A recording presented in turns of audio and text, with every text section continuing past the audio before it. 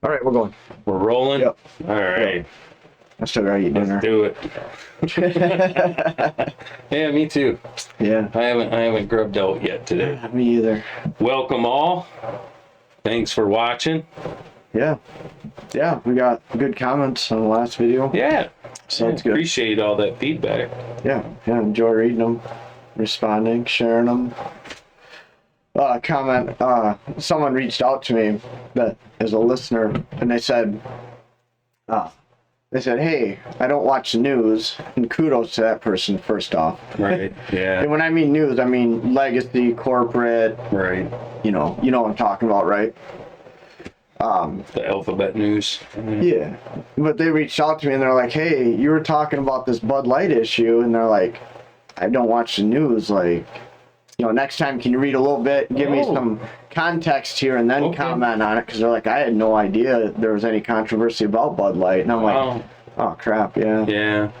I guess we lose sight, we lose sight of it, assuming everything we consume, everything we consume, everyone else is consuming it too, right? Right, and then just listen to our commentary or numbskull opinions on it, I'm like, oh crap, yeah. That's a good point. Something we gotta think about when we can dig into a little bit of the Bud Light thing. Well, I don't know that we have to rehash it particularly, but definitely keep it in mind when we're giving our opinions on other stories, because kind of elaborate a little deeper on some of that stuff. At least bring up an article or a YouTube video so they can get some context of what we're complaining about. Good point. Sometimes we do, but like you said, just being that big of a story. That one was huge. Like I can't believe there's anyone that hadn't heard of it yet. But because even the common folk were talking about that. Like that wasn't even just in the media. That was like. But I guess you go to work every day and you listen to us, or you listen to the radio, just the regular radio or. Whatever podcast you're into, like, a lot of the stuff I listen to is historical, ancient civilizations, things like that. They're not touching on current events or media, news articles or anything. So, good point. Noted. And furthermore, just for a heads up to those people that don't consume regular media, again, kudos, because corporate legacy, it's terrible anyways. And all it is just propaganda. And a lot of bad news, truthfully. When Mike was here, he had said that it's entertainment, but I really think it's propaganda. I think it's propaganda. If I had to rate it, I would agree with you. So I would recommend that if find independent media sources, because they're usually not beholden to or at least advertisers. Not as much, You're gonna get more of a balanced, non-biased opinion, again, because they're not beholden. Now, obviously, they're still gonna have bias based on their own feelings about said subject, but they're not being paid, so they can't say something negative about. When you look at the legacy media now, like there's a strong correlation between them and federal government, and that's beholden to a lot more than just advertisers, and money. Like but they're doing some of the heavy lifting for narratives for only half of the country. You know what I mean? So. Really hard to find unbiased media anymore. You really got to dig for it. Because I don't, I consume media from the right and the conservative slant or libertarian slant for sure, definitely that. Sometimes I just want like something straight down the road, middle of the line, just give it out. I don't always want something with a slant. You know what I mean? I have my own personal feelings and beliefs. Like I don't need someone to try to create the narrative to nudge me in that direction. So right here, and this is my point. In 2020, the pharmaceutical industry spent $4.58 billion on advertising on national TV in the United States. Unsurprisingly, representing a big shift in spending compared to the 2019 pre-COVID market. In 2020, TV ad spending of the pharma industry accounted for 75% of the total ad spent. Yeah. And even 2019 was still, almost $4 billion in advertising. And even 2018 was 3.73, almost $3.75 billion. 2017, $3.5 billion. Sure. It's propaganda. And this isn't about, I'm not making this about the pharmaceutical industry. I'm just making the point that if you're a news company and said company, automotive, whoever, candy bar, whatever, it's really hard to say something if a story comes out about them. Right? It's really hard to say anything negative. You got to find a spin, right? You got to find a positive spin on this story. Well, the train crash wasn't all toxic. Right. The mostly peaceful. The conductor did have a Gatorade bottle in there. There was some fresh water aboard. Right. It makes it so. That's my point. And I think to step back and just look at, when you look at the way they report on stories like that, like you said exactly that. When you got to look through their reporting to try to decipher the truth out of it, then it's kind of crap. Look at just the difference, regardless of what political affiliation, party you subscribe to, it doesn't matter. Just look at the difference in the way Trump's been treated by the legacy media and Biden's been treated by the legacy media. Do you need to say anything else? I mean, that shows pure, absolute bias. It's, and like I said, it's hard to find any media that's not slanted one way or another. Well, you see it, you say it ad nauseum on this podcast. Look at how the mostly peaceful, barely fiery protesters are dealt with compared to... Greatest line ever, man. Like, I just love it. Fiery, but mostly peaceful. It was Don Lemon standing there with the city burning in the background. Like, wow. No, I think it was a reporter. Was it? It might have been. Maybe it was. Let's look it up. I remember. I want to find Lemon or Lemon, however he pronounces his name. I remember him reporting on it, but he might not have been the reporter on the scene. Maybe is what it was. Yeah. I don't know how many people probably never even seen it. It was just the greatest line of crap in media history. I love it. It was just ridiculous, So, for anyone, if anyone could say that with a straight face, like, media. Well, it looks like it was CNN. Oh, that's a take him. Yeah, it might take you a minute to find it. No, that's not that one, because it was. Ooh, that was coming through. I bet you if you just type in, like, fiery, mostly peaceful, it'll probably bring that exact clip up. And there's obviously you do get a portion of the newer media, right? The alternative, the independent media sources that tend to lean to the right more, because when you look at legacy media, the only thing you had was Fox News, and even that, Fox News has really changed a lot over, the last 15 years, I'd say. So it's hard to find people that are just kind of not biased and just give you some facts, let you make up your own mind, I really wish I could. So for me, I got to watch media from both sides. I watch it with the conservative slant. I watch it with the liberal slant too, from the left. I want to understand their arguments. I'm trying to understand why they think the way this might be it here. This might be it. We really need those earbuds. Forgot him today too. Yeah. Man. I want to be clear in how I characterize this. This is mostly a protest. Okay, so I was wrong. It looks like it's an MSNBC reporter. I don't think that's the same clip. Well, man. let's because he said mostly let's see what play he it says. out and see. Yeah.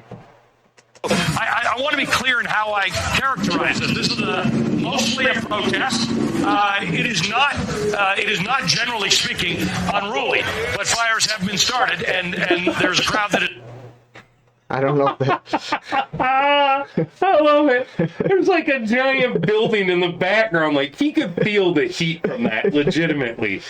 Oh my God. Come on. I don't know if that's not the same one. I don't think because the other one absolutely said fiery but mostly peaceful protest. Right there. Okay, maybe this might, we'll try this one.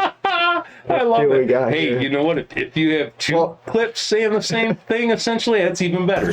Laura, what you're seeing behind me is one of multiple locations that have been burning in Kenosha, Wisconsin over the course of the night. A second night since Jacob Blake was seen shot in the back 7 times by a police officer. And what you are seeing now, these images came and come in stark contrast to what we saw over the course of the daytime hours in Kenosha and into the early evening, which were largely peaceful demonstrations in the face of law enforcement. It wasn't until night fell that things began to get a little bit more contentious. Things were thrown back and forth. Police started using some of those crowd dispersal tactics like tear gas, even playing very loud sounds to push them out. And then what you are seeing, the common theme that ties all of this together, is an expression of anger and frustration over what people feel like has become an all too familiar story playing out in places from across the country, not just here in Kenosha, Wisconsin. Christine, Laura. All right, thank you so much for that. I knew overnight. But he didn't say it. But he didn't say it. No. And the reporter actually said that. So yeah, I thought it was. I thought it was like Seattle or I don't. It's been a while, you know. But I mean, there's a couple of good examples right there of just how. Come on, the man. bias. It's you know what? As long as I live, there's a handful of things that I will never forget. You know, the birth of my children, 9/11, what I was doing September 11th, 2001. I remember the weather that morning perfectly, like it was yesterday. And fiery but mostly peaceful protests. As long as I live, I will never forget that. It was just. I still remember seeing the reporter that. And he absolutely said it. Yeah, I just can't. Because he kind of pans back like this as he's reporting. He goes, fiery but mostly peaceful protest this evening. I'm gonna try that. And it's like the city's burning behind him. So, I mean, that shows you like. Oh, legacy media. And you know, that's why their stocks are way low, and they're just now essentially just an extension of the federal government anyways, you know. They're just part of the propaganda machine anymore. Wow. There's a book about it? Wow, I did not know that. Huh. The Gaslight. I'd like to read that one. Yeah. Might be interesting. Yeah. I mean, gosh, you know. I hate it when I can't find something because we'll be on to something else next week. You know? Take it for what it is. Yeah, what was that one? Right, go back up. Fiery but mostly peaceful. That's it. All it was is a headline, though. Yeah. Yeah. Unless he had said it. Okay. Yeah. Before, and they just. Let's see what he says here. Maybe we'll see where it starts. The night after Jacob Blake was shot, Kenosha was on high alert. All exits to Kenosha blocked up, trying to prevent crowds from coming in front of the streets that's in front of it. It's been burning for 20 minutes or so.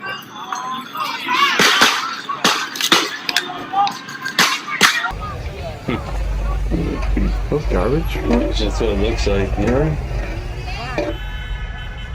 Dump truck burning.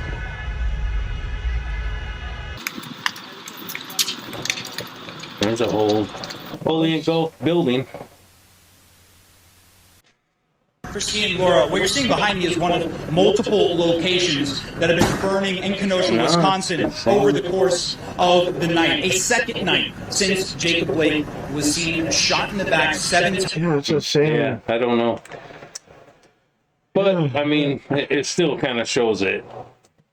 Even if we didn't find the exact clip we were looking for. Yeah, it's still, you know. Two different examples, two different stations there, you know, of the legacy media with the biased reporting. And, where are we going even with that? Oh, with having to... we're talking about the link between government and media? Yeah, just... Because they're talking about pharmaceutical advertising, and then I don't know how. Yeah, because of the comment we had, not everyone consumes media, and you were giving them kudos for anyone who's not plugged into, you know, one of the cogs in the machine of, you know, digesting the media narrative constantly. And if you do, you got to be careful with it. You know, you just got to understand that it's biased, and you can find a lot of independent media that's right-wing biased or conservative biased for sure, you know. Yeah, everybody does too. But it seems it's like even hard for me sometimes to just give an opinion without it. You know, of course, I'm not a journalist either. You know, I'm just a guy out here giving my opinion on it. So I'm. Yeah, this is different. We're not a news this is satire. This is just us talking trash and spitballing and talking about stuff that happened in the past week. Sarcasm. This is not new. This is for entertainment purposes only. Please do not get your media from us. I can point you in some direction, but I think the difference is that we were raised to trust the legacy media, right? Tom Brokaw, right? You know, so we still have. Walters. That's still in us, right? That we think we can click on the news and we're going to get some kind of truth and accuracy, right? And that's where I think it's easier to see an independent. For me, it is anyways. Like I can listen to somebody for 15 minutes and know which way they're leaning. Right. Yeah. And I can choose to move on or continue to listen. Right. Especially if they say some. And I didn't even mind that. You know, you want to leak and let some of your bias bleed into it. I guess it's probably impossible to fully protect the story from it, but at least give the facts, correct, actual facts of the story. And then if you want to do some commentary and kind of, you know, leave your impression of it in the story, like I'm okay with that even. As long as you're given the facts first. But now you got media that absolutely lie. They cover up facts or they change facts. They edit things out to make them seem complete fabrication. Like, that's wrong, man. Like, that's way beyond just, you know, you bleeding in your opinion into this a little bit. Or, you know, you're kind of swaying the story a little. This is just fraudulent. Completely. Well, and I hate that. Like that's more to my point. But like when you're watching legacy corporate media, I don't expect there to be bias. I just expect facts to be reported. Right. Said thing happened. What it was. Said information was given to us. Blah blah blah. But you can just see the egregious bias. And lies, like the editing, you know, because you'll see the clip somewhere else because we do digest and consume a lot of media, right? So you might see the same story 5-6 different places, and so you kind of know what this person said, the context. All of a sudden CNN's playing, you know, and you catch a clip off of or MSNBC or something, and it's like, wait, what? No, they edited that. Like that's not what that person said. Or that's not the facts that I've seen reported multiple different places, you know, and then you got to start digging even deeper, and it's frustrating. Or if you find out that they edited videos to push a certain narrative, they took out words. Right. I shouldn't say take out words, but they edited the video. They start and stop it to make it sound like someone's saying something they weren't. Right. Exactly. And then it comes out later that they did this, and it's just some rogue employee. We had didn't no know idea nothing about it, Yeah, really? That's and that gets redacted, and Isn't then there like then people above the reporters, like editors and stuff like that, that's supposed to? yeah, right. But And then it's just the way the world is now, and it's changed a lot. And hey, look, we know. We seen it with they called it Rathergate when he went after George W. Bush and modified some documents to make it look like he wasn't in the Air National Guard, that he had faked his paperwork, and he had to resign in disgrace. I mean, it ended his career. Pre that conflict, I always assumed that the media I knew had bias, because I seen some of the different programs they'd have on Sunday where you would have actual reporters on there that would bat back and forth on a round table with a bunch of different people bouncing ideas back and forth, or the way they interpret stuff. So you knew they had some bias, but you always assumed that at least the story was factually correct. It wasn't completely fabricated, right? Or buried under 6 foot of dirt, never to see light again, because and then everyone being gaslit, being told if you believe this stuff, you're a terrorist, an extremist. The Hunter Biden laptop was a perfect example. Anyone that even believed in it was told you're crazy, you're one of those conspiracy theorist people, and they knew it was real. Russian propaganda. Yeah, Russian propaganda, Russian disinformation. It's all from Trump, and now look at what's coming out of that computer. Now that you're starting to get some of the truth that's coming out of there, and it's like, wow. I just wish we could have media that. I feel like it's not even that the media doesn't trust the American people, they just disdain us. Right? They hate the free will, independent thought process of a lot of Americans. They just look down their snooty noses at us. It's what it feels like. Well, not only that they think we're unintelligent and just stupid, because some of these reports are, even the language they use is wrong, right? We've heard how many different, even congressmen and senators going to that, talking about firearms or the Second Amendment, and completely botch what they're saying about a magazine or a bullet, and using the wrong language, applying it the wrong way, and you're sitting back listening to this going, has this person ever even touched a firearm? Why is you want to hear that one? Person, go ahead. I got it. You could play it. I got it. Yeah, bring it up. I thought we'd get there eventually. Yeah, well, we got there a little quick, huh?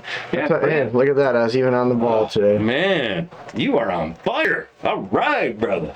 The chair now recognizes the I'm assuming this is what you're talking about. I thank the chairman and move to strike the last word. Gentleman's recognized. 23 days. Yes. That is apparently how long it takes for my Republican colleagues to move on from the tragedy of the shooting in Nashville, during which 3 9-year-old children and 3 adults were slaughtered in their school. We were supposed to hold this markup the very next day, but Republicans pulled it down at the last moment, likely knowing how callous it would seem if they decided to proceed with the markup as planned. Or maybe thinking that we would forget what took place in Nashville, the country would forget, but we haven't forgotten. The parents and loved ones of those victims haven't forgotten.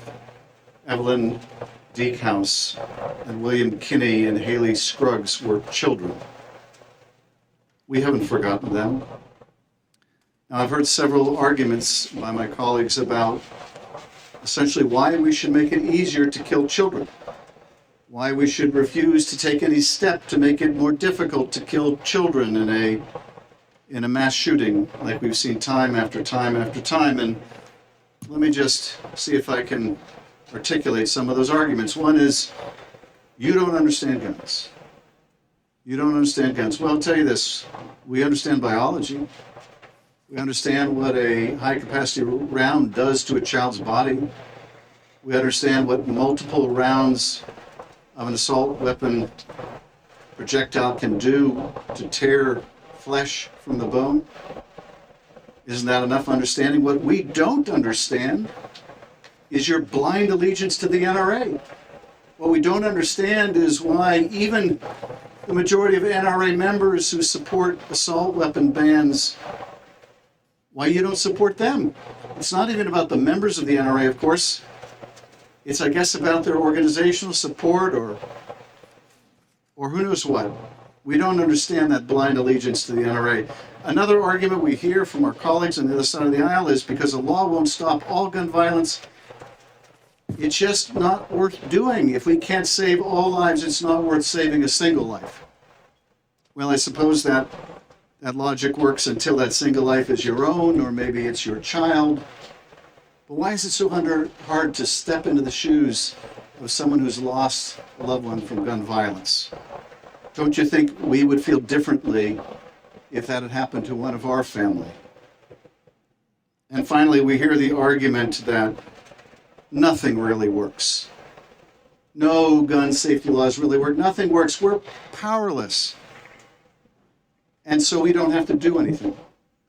But of course, when you look at other countries that have enacted laws, they have made their people more safe. There's a reason why the United States is alone in the world with the magnitude of gun violence. There are, in fact, things we can do that provably make our country more safe and better protect the lives of our children. We just don't have the will. We just don't have the courage. And so we see gun tragedy after gun tragedy after gun tragedy. Our colleagues say these braces were created to help disabled veterans shoot more easily. That may have been the purpose behind the original brace, but those braces now are modified by manufacturers, transforming a pistol into more concealable and deadly assault weapon. They're used to evade. Oh, let's pause here for a minute, because I know you're itching to give some commentary.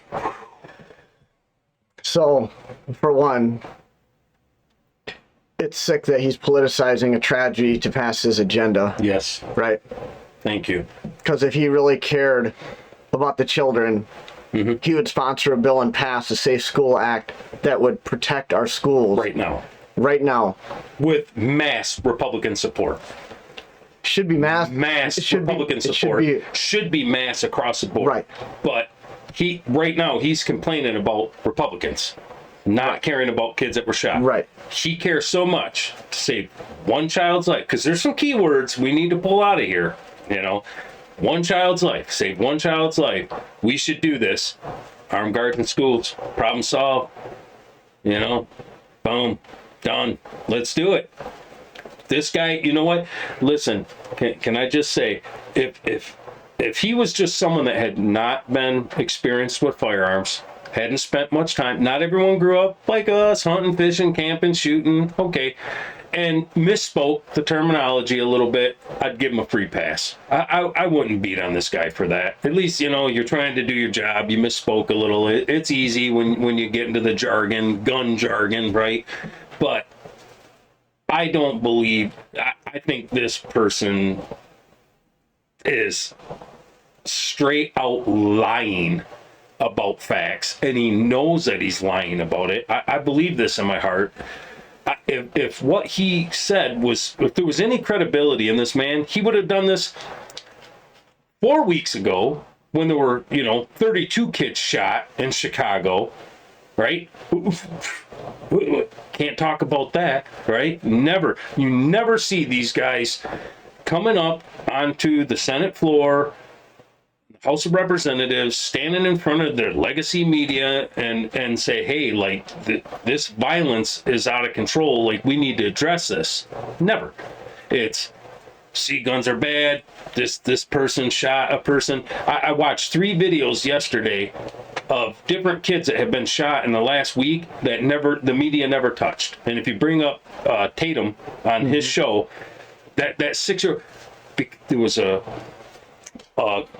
black guy and the white family across the street, and the kids were playing basketball. The ball rolled in front of witnesses. This isn't speculation. This is witnessed. Ball rolled in the guy's yard. The kid ran over to get it, and the guy came out of the house screaming, started shooting. The dad tried to get him to shoot at him. He shot the dad in the back. He shot a 6-year-old little girl in the cheek, shot the mom, just grazed her, and then fled the scene. Obviously, like they have the shooter identified. You don't hear about that. You know, how come this guy ain't talking about that? How come we're not talking about what would make this man come out of the house and shoot a little child because a ball ran in his yard? The ball rolled into the yard. Like, this wasn't a gun issue. They're, you know, the things they are saying constantly, stoking the fires in here, they're creating this. And he knows that he's creating this. So even his jargon, as much as I want to laugh about, like, the stuff he says that is completely stupid, like taking a pistol and adding a brace to it, which makes the whole thing bigger, not only makes it more concealable, but it now transforms it to an assault weapon. How? Well, okay. Let's Ooh. so he said that putting a pistol brace on a pistol makes it more concealable. Yes. Wouldn't that make I wish we had one here to show people could see. Well, I guess I could find an image or a video on it to explain. Like, I don't think it makes it more concealable. You're adding mass. You're adding bulk. You're adding more inches to the back of that firearm, right? Makes it less concealable. A pistol you can put in your pocket. So, lots of pistols, not everyone, right? But it definitely making the firearm bigger does not make it more concealable. That was one. You know, the high capacity round, I asked you what those are. Mm-hmm. I don't think I have any high capacity rounds. I don't. But here's my problem. This is a grown ass man, okay? Yep. A grown ass man. Probably older than you and I are. Oh, yeah. I would have to believe. I would think so. It's a nice receding hairline, this guy. He has unlimited resources to information beyond what we have access to. Yes. At a moment's notice. Yep. He could easily say, I need someone to come in here and explain this to me. Yeah. What an AR pistol is, what the brace is like, how does it change it dimensionally. I need to know if I'm going to go out and pass a bill about said thing, or I'm going to go out and say we need to ban said thing. I need to intimately know all the details about this thing I'm going to ban. What does the brace do? He says the brace makes the pistol more concealable and it transforms it to an assault weapon, which is just, listen, guys, anyone that believes a thing that this man is saying, like, you know, you're a sheep. Seriously, what the brace does, it stabilizes the firearm. It allows you to shoot it more accurately. Mm-hmm. Well, if I'm defending myself, if someone's trying to bring harm to me and my family, like, for one, I want to be able to manage that threat as quickly and safely as I can. If I'm shooting more stable and more accurate, then there's probably a lot less wild rounds flying through walls and into the neighbor's house or God knows where. But that essentially is what the brace does. It stabilizes the firearm to help you shoot it more accurately. That is the purpose of the brace. It does not change the firearm. Now it's an assault weapon. Now it's a weapon of war. This is another one. They just gaslight the hell out of people all the time, and it just enrages me, because if they told people the truth, they would never get any of this shit passed, ever. There'd be zero, you know, he says that there's no support for this stuff because of the NRA. It had nothing to do with the NRA. You know, I used to be a member of the NRA. I'm not anymore. A lot of people I knew that used to be members of the NRA, they're not even members of the NRA anymore. I don't get any of my firearm information from the NRA. I didn't even know they were a thing anymore. Yeah, but they use this to rile up their side, you know, the scary, like the AR-15, the weapon of war, you know, these little key words that they want to say and slip in there all the time, like high capacity round. He knew that was crap. he said it because high capacity round, high capacity magazines. It's painting this image of someone coming into the local shopping center, all decked out with, a plate carrier and, bulletproof plates and with all tactical and their helmet and, night vision, and they're just shooting the place up. There have been AR-15s out for a very long time. These school shootings have gotten worse and worse and worse, but these are more in recent years. The further you go back, they're rare. And if what he says is true, why weren't people going into schools with muskets and shooting people? How come this never was a thing until a handful of years ago? And like it was a congressperson, I think, and the video you had sent me that said, look at, we got an armed guard out here. Is your life more valuable than the life of them children? So let's have a fair discussion. Let's use real facts. That when you say children killed in gun violence, that you are also including a lot of children that are from the ages of 15 to 19 years old. And the vast majority of that is gang violence, which you're not addressing here at all. You know what I mean? Nothing. There's nothing said about that. That's why Chicago is the way it is. And if you want to look at gun deaths as a whole, the majority of them are done by suicide. Right. So what, are you going to legalize rope because now people are going to hang themselves, or they're going to overdose? Like there's so many ways of ending your life if you got to, sadly, to that point that you felt helpless, that it was never going to get better, and you made that choice, and they took your gun away. You just find another way of doing it. It just burns my biscuits so bad. Just be honest. But they gaslight the hell out of everybody. And then people that haven't grown up with guns and around that, they don't know. They just hear high capacity round shredding flesh from the bone. You're talking about a couple of little babies that were just murdered. And this is the kind of language you're going to use. Like, okay, so what bullet does anyone fire out of a firearm that doesn't tear flesh from the bone? That's what a bullet does. It creates damage to, This is interesting. I didn't know this. This is ABC News, okay? It said, while some automatic rifles such as AR-15 are a major flashpoint in the gun control debate and are more often the focus of attention following mass shootings, there are only about 20 million. Okay, listen to this. I know a lot of people can't see it on the screen here. There are only about 20 million assault rifles in the United States, a fraction of the estimated 400 million guns in the country. Right.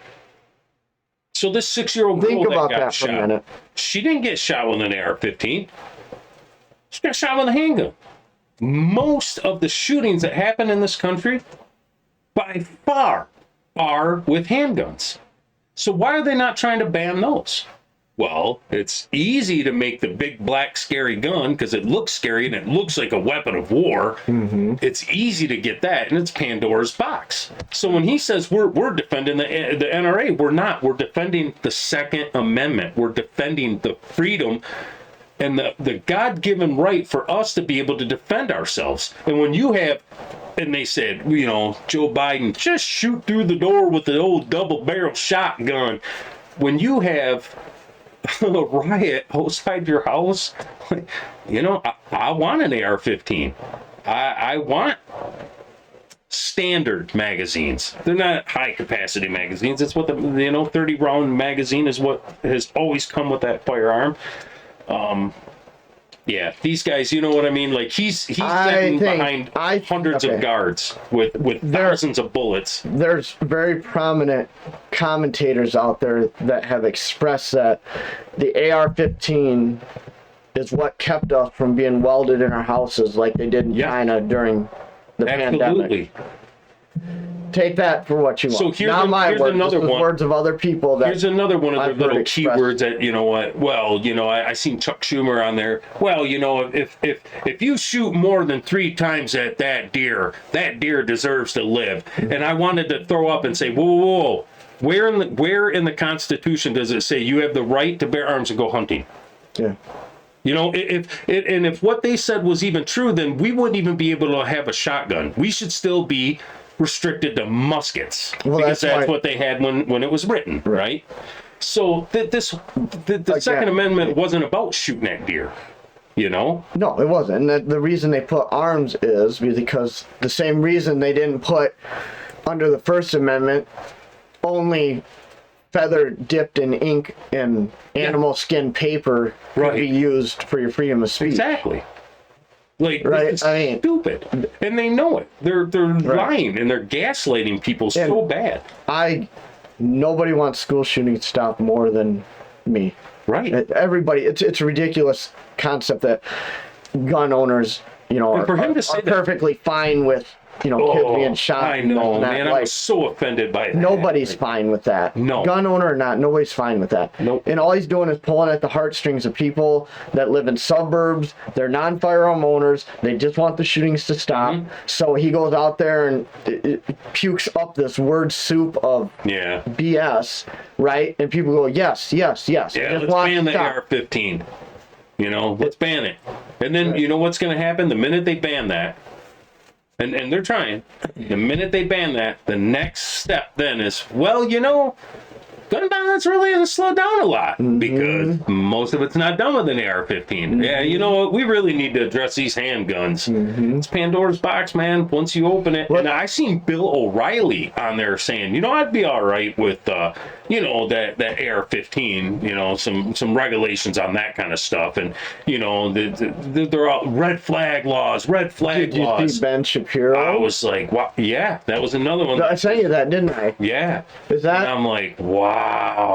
Let's finish playing this, and then remind me, and I want to play that clip for people too, because you know I'm not a big Ben Shapiro fan. And you know, for the most part, I dig a lot of it, but not even all the of most it. porous of background systems. But even that is not enough. I've introduced legislation to strip away the gun industry's immunity from liability, an immunity that no other industry enjoys. That immunity was extended not just to the industry, but to the NRA itself. But that's too much for my colleagues who think that now the gun industry alone ought to enjoy the ability to act negligently without repercussion. I am so sick of seeing these constant tragedies, of seeing these grieving parents. I'm so fed up with the lack of courage here. When one of you accepts the necessity of a ban on assault weapons immediately within days, as our former colleague from near Buffalo was forced to resign or forced to say he wouldn't run for re-election because that was the end of his chances. We could do better this. We have to do better this. I'm sick of doing nothing. I'm sick of thoughts and prayers, and the slaughter continues. We are not powerless to do something here. If we had a little courage, we could save lives. I yield back. Gentleman yields back. The gentleman from Texas, Mr. Hunt, is recognized. Would you like the last word? Gentleman's recognized. As a father of 3 young children, I'm deeply wounded by the horrific tragedy that we saw in Nashville. We saw the lives of 6 people taken, 3 young children. The shooting was reported to police at 10:13 a.m., and the suspect was shot by 2 Nashville police officers at 10:27 a.m. This quick response time saved countless lives is a testament to law enforcement, and we thank them every single day. As a congressman, I want to do everything in my power to protect children all around this country from experiencing something like that again. Unlike my colleagues on the left, I'm different, and I think an actual solution to protect our children is not what's being proposed by the left, nor is it political. It is a clear attempt to erode the Second Amendment rights for law-abiding citizens and AR-15 owners like myself. Every time I walk around this Capitol, I feel extremely safe. I've deployed multiple times. I've been on multiple bases. I think to myself, oh my goodness, hot damn. I don't have to really worry about anything because I'm surrounded by people with guns that want to keep me safe. We have barricades, multiple checkpoints, metal detectors. We are staffed by 2 or 4 police officers at all times. All day there was a gentleman standing at this door in case somebody entered this room with a gun. The U.S. Capitol Police is comprised of more than 2,000 officers and over 350 civilian employees who provide operational and administrative support as an annual budget of approximately $460 million. And for some of my colleagues... I'm just going to pause for just a second. He said a key thing there. If our children are the most important thing in the world, why are they protected the way they are, but our children are not? Yep, because that's what he was alluding to, right? He was saying that we're surrounded by armed. We're surrounded by armed guards. Did he go and visit the family of those kids that were killed? I don't know. Bet you he didn't. I don't know. I'll bet you a Subway sandwich of your choosing that no way did he go and visit them family. I'll let. I know they didn't get invited to the White House, right? I don't know. So, you know, we know the president made some, I don't know. That's still not enough. Ice cream jokes. Because they have their own private security on top of that, surrounded by people that carry guns. And I can assure you that the people here on the Hill are well protected. What about our school children? This is not a round. This is a pen. Now, one of my staffers tried to bring this pen to my office, and he was stopped by a metal detector. And those that are just listening, he held up a bullet that's a pen, but it looks like a bullet. And it went through the X-ray machine, and he was almost tackled by our police forces right here at the Capitol, doing their jobs, of course. And we proved that, of course, it was a pen. If a pen that looks like this can't get to my office, then how does a homicidal maniac that has weapons walk into a school and arbitrarily murder innocent children? Because we wear this pen, that does not make us more important than our children. There's a private school in Houston, Texas, and I was there a few months ago, and I was giving a young man his appointment to West Point. I drove on the campus, and I was met by 2 armed guards. There were parking places that were just for visitors, and they had even more armed guards beyond that. I felt very secure as I drove onto this school. The headmaster head of school, she met me in the front. I said, "My God, man, I feel very secure in this place. What's the secret here?" She said, "Wesley, actually, given my religious beliefs, I hate guns. I don't do guns. But it's my responsibility to keep these young people safe. It's not how I feel about guns or what I think about them or what I do or don't know. I must keep these children safe because they are the most precious things that we have on this earth." I keep hearing this word AR-15s and a weapon of war. I find that funny because, well, I've been to war. And you should Google the AH-64 Delta Apache helicopter. That is what I would call a true weapon of war. But I feel people calling these things a weapon of war, but they've never been to war. They don't know what war is. And they're using the AR-15 as a scapegoat for everything. Yep.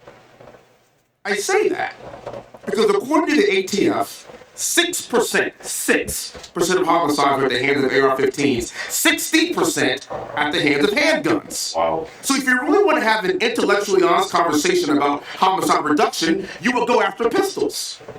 But you don't do that. Because you want to go after the AR-15 first, to then eventually get to the pistol to disarm Americans to infringe on our Second Amendment rights. I want you to know something. It ain't the gun. It's the homicidal maniac. Yeah. The deadliest days in this country, 9/11, not a single shot was fired. Timothy McVeigh, fertilizer, Oklahoma City. The Boston Marathon, pressure cookers, not a single shot was fired. I know what war looks like, but what I do want to say is we have got to agree that we all protect our children, and we should be protected more than them. And I yield back. Gentleman's time is expired. Gentleman yields Armed back. guards, man. Harden these schools. Harden them. It's sad. It's sad that we live in a day and age that you got to do that, but harden them. It is sad, but what do we? That's What's the where we're at. alternative? That's the way the world is. Yeah. You know, and it's because of like shift and this just constant just tearing at society, just pitting it all against each other, and they make everybody crazy, and you know they're convincing people that if you're black, the police are hunting you down and executing you in the streets, and if you're trans, that you know the conservatives are coming to hunt you down and shoot you. You know, there's a couple points he made that I want to hit real quick.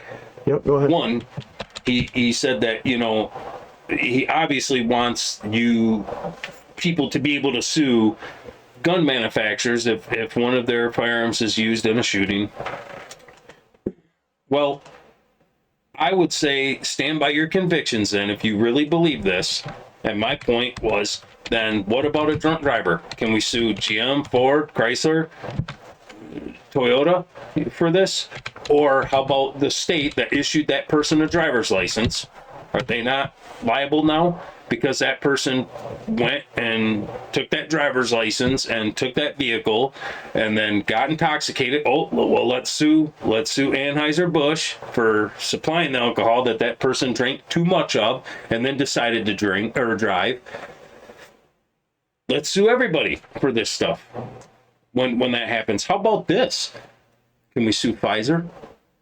Can we sue Big Pharma right now for some things that are happening in our population right now? That if these details keep surfacing, would Schiff support that? Because it's identical. Because if it saves one person's life, right? He said it himself. And I'll prove that this whole thing is just smoke and mirrors and a lie. For one, the AR-15 is the one firearm that probably keeps the rest of the amendments more so than the handgun. That if you're going to defend your home, you're going to do it with an AR-15. I love the AR-15. It's the one firearm that anyone in the house can use. You know, it doesn't have a lot of recoil.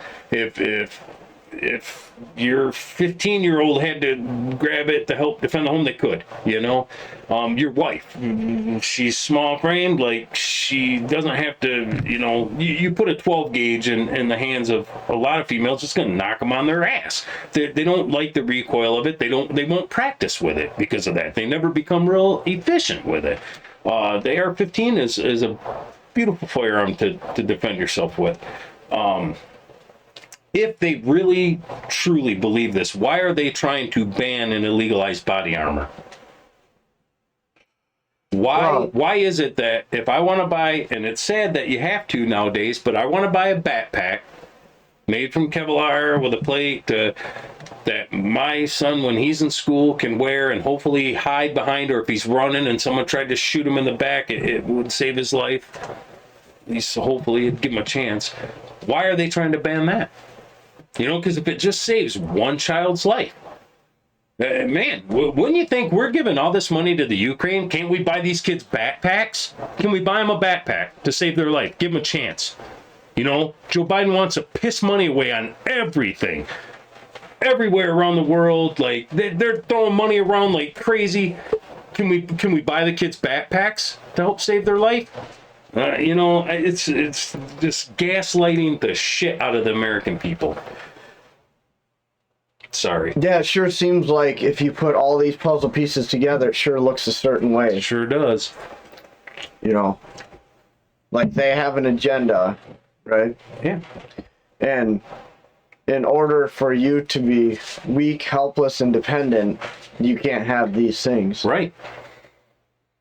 And that's why I said a couple episodes ago, having an American flag at the front of your house, all of a sudden people are driving by going, oh, it's one of them MAGA right-wing extremists, terrorists, domestic terrorist people right And there. all because corporate media told them said thing means said thing. Yeah.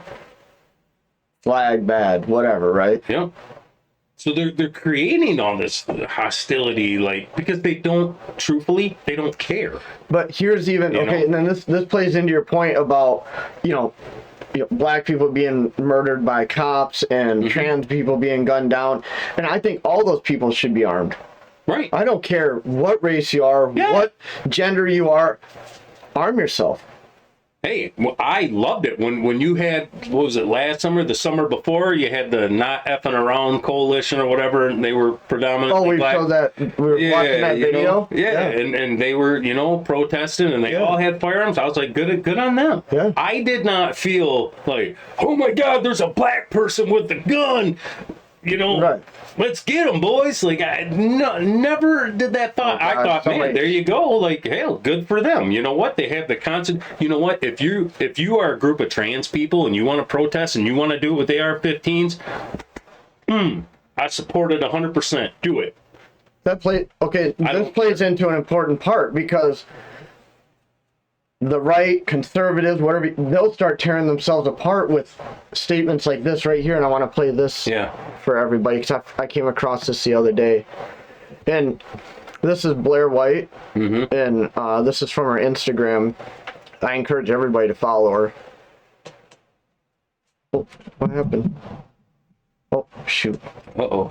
We had it muted. Weapons. That seems to be a pretty Can we start it over? Yep. Let me. Sorry, guys. All right. I'm perfectly fine with banning people who have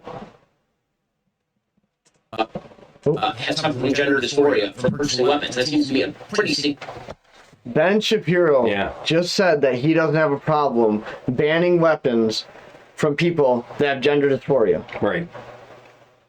What if they're anorexic? Yep. So anything now? Right. Oh, red flag law. You feeling a little depressed this week? And it's not even if you are not. What if your neighbor just don't like you and they call the police, say, hey, man, this person said they're going to end their own life. This is not me putting words in his mouth. He just said he had no problem taking guns away from people with gender. No conservative should ever say that. I don't even know where that comes from, except that deep down, he doesn't want anyone to have firearms either, and it starts that direction. He's going to explain here in a second, and I understand. I don't understand. I hear the words he's saying, but they still. Okay, let him finish. Let's get into this. significant symptom. Really interesting. I don't know what kind of conservative is going to fix his mouth. I don't know why. Ben Shapiro to be on camera saying, yes, the government should decide who is Sorry, guys. mentally ill enough to not own a gun. Yeah, because that'll never be abused. I'm sure it could never be a slippery slope into believing that being a conservative is a mental illness. Or that voting for Trump is a mental illness, right? Or that believing in God is a mental illness, right? How far do you want to take that? Only people with anxiety, which is a mental illness, should they not be able to own a gun? People with depression, right? Pretty sure Steven Crowder has opened up about having anxiety. Should he not be able to have a gun? Because who knows what Steven Crowder might do. I don't know about that. I do know about that. That's stupid. And an insane slippery slope. And any conservative worth their salt Would condemn will that. not be having any honest conversations right now about how a demographic of people, regardless of how much they have, negative emotions about that demographic, should have the right to the Second Amendment and a firearm taken away from them. And I'm one bitch, it's not going to happen. Go, girl. I'm perfectly fine with banning people who have suffered from gender dysphoria from purchasing weapons. That seems to be a pretty significant symptom. Really interesting. I don't know what kind of It's going to continue to is going glitch. to fix Yeah. I don't know why it's being glitchy. I'm sorry, guys. But yeah, go over and follow her and watch it for yourself. And I think you get the gist of Yeah. God, my monkey brain, dude, she's beautiful. You're like, I don't know why it's squirrel. Yeah. God dang, she's beautiful. Yeah, she's a pretty girl. So yeah, go over and listen to that for yourself and watch that. I think you get the point of what she's saying though. Like he's saying it's okay because someone has gender dysphoria to take their gun away. And you know, then the next guy after him was like, well, you know, I think Christians are mentally ill, or you know, well, she said in there, you know, so what, you believe in God, so now we can take guns away. You have anxiety, you have depression, what? Are you going to ban it from Muslims because you know what? Because of what happened after 9/11, and because you know they consider like anyone who believes differently an infidel or something, like a non-believer. Like who makes these rules? Like, look, if someone, I said it shows ago. If you went to prison and you get out, like you get your rights back, man. You paid your debt to society. This whole shit, you never get to own a gun again, is ridiculous. Give it back to them. And if you can't because they're dangerous, then they should not be out of prison. Right. If they're still dangerous, what are they doing out? You know, I just watched a podcast a couple days ago, or a YouTube video. The guy arrested 20 times for robbery. And then he shot somebody. And it's like, how many... Look,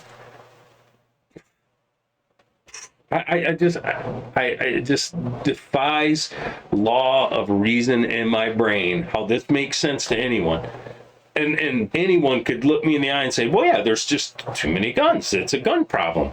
It's the gun culture of America, who has been saving the ass of other countries all around the world since we've been a country. Like, and probably the only reason we've never been invaded by another country. The absolute reason. And that was one of the things I watched. Black Scout Survival did a pretty good show about, there was an article, the 9 reasons we couldn't be invaded. And he went through each one and honestly kind of tore them apart. And in some cases, I kind of thought, well, you know, I kind of agree with him with that. I could see initially why you would think, well, no one would invade us because of this. But, yeah, I mean, once you hear him kind of tear it apart, it's like, yeah, that makes sense. But he never brought up the reason we've never been invaded is... Behind every blade of grass is an American with a gun. 400 million guns. 400 million guns. Only 325 million. You want to unite the country? Yeah. Drop a bunch of foreigners in here with parachutes and their assault weapons, and you'll watch every person in a community band together and like, yeah, good luck. It would be really hard to pull that off. I mean, and you don't know how much of this is propaganda from other countries that would like to see us disarmed. Oh, absolutely. There's blood in the water right now. Yeah. You know, our country's never in my life have I ever seen the country this weak, just across the board, and every aspect that you can look at, whether it's financial or you know, just foreign diplomacy, like it's just this civil unrest inside the country. Like I've just never seen, you know what? CNN said it, fiery but mostly peaceful. Yeah, the country's on fire right now. And now is when they really want to take those guns away. You know, they're just desperate. Like they're all in on it this time. And I thought, you know, I was gonna. It's funny you had was set up for this conversation because it was something I had thought of.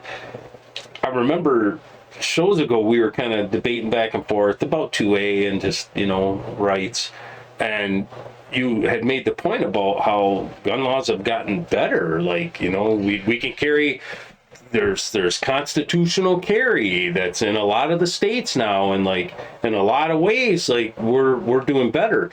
And I thought, I think it's a false flag though, because when I look across the board, I see 2A being eroded just viciously.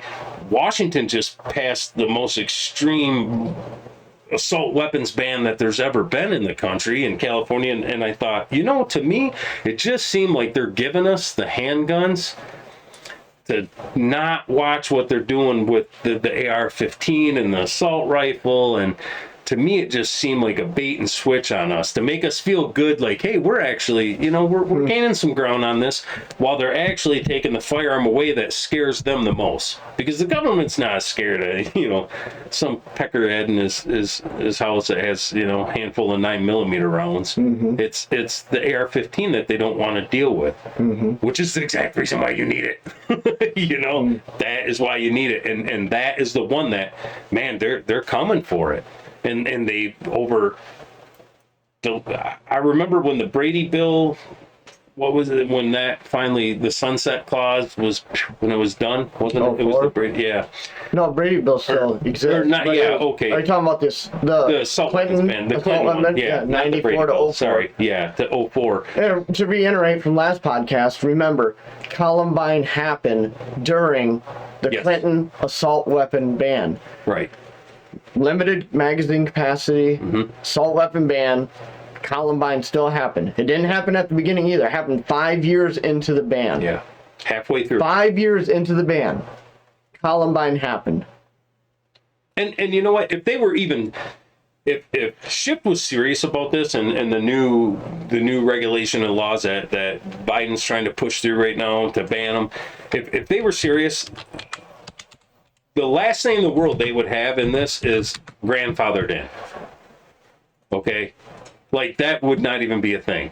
Because they would have to go full out confiscation. Otherwise, why banning them? Okay, well, what about everyone that's got one? What about them that's on the black market, that's been stolen? I mean, come on, man. You can watch movies from 20 years ago with gangbangers in LA with AK-47s and shit. Like, how many did the Obama administration lose in Mexico? Fast and Furious? Somewhere on the border, right? Didn't we arm all the cartels there? Like, and you don't think that, like, that's not okay? We can't stop fentanyl. What about fentanyl, man? Come on, if we can save one child's life, right? Let's shut that border up, man. Let's stop them illegal narcotics from flooding in here, letting them do chemistry experiments on our kids. Like, they're not going to be able to smuggle in firearms. Like, you're not going to stop this. This is crap. It was just about enslaving the American people. That's, you know what? If any of these guys stood by their convictions, they wouldn't be surrounded with armed guards. I'm sick and tired of people being gaslit. We're being told you have to walk to work or ride a bike to be good for the environment, while I'm going to fly all over the world in my private plane because I can offset my carbon footprint. You need to eat beetles and crickets, but I'm still going to enjoy a steak because I can offset my carbon footprint, from cow farts and stuff. And you know what? Why would you think putting more guns on the street would make people safer? Armed guards all around me. I'm tired of it. Like, the hypocrisy of it makes me sick. Yeah, we went deep on this one for a while, didn't we? Ooh, that's a show right there. I think it is too. Yeah.